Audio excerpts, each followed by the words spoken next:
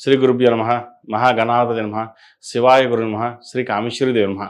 ప్రేక్షకులకి శుభోదయ శుభాకాంక్షలు. నేను మీ సోమేశ్వర శర్మ. మేషం నుండి మీనం వరకు ఉన్నటువంటి రాశి ఫలితాలు నా పరిజ్ఞాన సంకల్పం మేరకు ఈ వారం రాశి ఫలితాలను తెలియజేస్తాను. ఈ రాశి ఫలితాలు ఈ నెల 21వ తేదీ నుండి 27వ తేదీ వరకు వర్తిస్తాయి. ముందుగా గోచారం. మిథున రాశిలో గురువు, సింహరాశిలో కేతువు, వృశ్చికంలో బుధుడు, ధనస్సులో రవి, శుక్ర, కుజులు, కుంభంలో రాహు, మీనంలో శని. అలాగే చంద్రుడు ధనస్సు, మకర, కుంభరాశిలో సంచారం.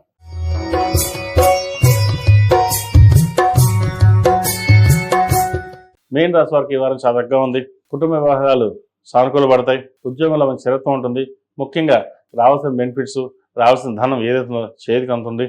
గత వారం కంటే కూడా ఈ వారం చాలా బాగుందని చెప్పొచ్చు. ఫైనాన్షియల్ పరంగా నిలదొక్కుంటారు. కష్టానికి తగిన ప్రతిఫలం లభిస్తుంది. ప్రతి ఒక్కటి మీ కనుసందుల్లో నడవాలని ఏదైతే ఉంటుందో అది నడుస్తుంది. అయితే వ్యాపార పరంగా కావచ్చు, ఇటు బంధువర్గంలో కావచ్చు, ఎక్కువగా నరదిష్టి అనేది ఎక్కువగా ఉంటుంది.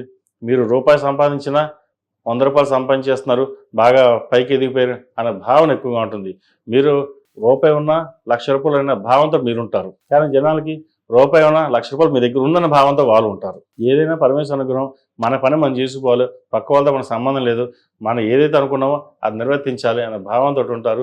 మీ కార్యక్రమం చక్కగా చేసుకోండి, ఎటువంటి ఇబ్బందులు ఉన్నారు. సంతానం సంబంధించిన విషయాలు చాలా చక్కగా ఉన్నాయి. వారి ఆరోగ్యం పట్ల, ఎడ్యుకేషన్ పట్ల మీరు కాస్త శ్రద్ధ వహించడం చెప్పదగినది. ఏదైనా సరే కుటుంబ పరంగా కావచ్చు, వ్యాపార పరంగా కావచ్చు, ఉద్యోగం పరంగా కావచ్చు, అన్నీ ప్రతి మీ వృత్తిలో ఉన్నవారు మీ వృత్తి నిర్వర్తించడం అనేది బాధ్యతగా మీకు మీరుగా చూసుకోవడం చెప్పదగిన సూచన. భూ సంబంధించిన విషయాలు చక్కగా ఉన్నాయి.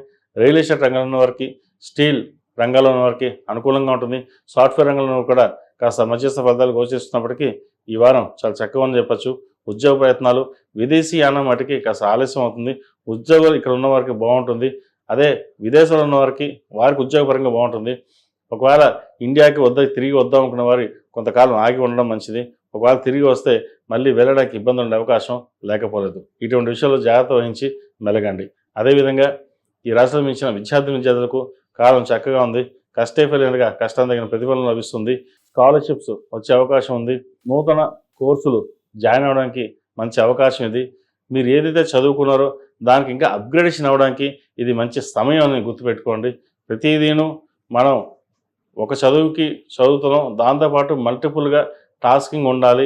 మల్టీ టాస్కింగ్లో ఎదగాలనే భావన ఏదైతుందో అది మంచి జరుగుతుంది. ఒక ఉద్యోగ ప్రయత్నం ఏదైతే చేస్తున్నారో అది ఈ వారం వచ్చే అవకాశం ఖచ్చితంగా ఉంది. కాబట్టి ఉద్యోగ ప్రయత్నాల్లో ప్రారంభించండి, బాగుంటుంది. ఈ రాశిలో మించిన స్త్రీలకు వృత్తి ఉద్యోగ పరంగా, వ్యాపార పరంగా సానుకూల పరిస్థితి గోచరిస్తుంది. వ్యాపార వృద్ధి బాగుంటుంది. సహోదరి మధ్య విభేదాలు ఉంటాయి, వాటి విషయంలో జాగ్రత్త వహించండి.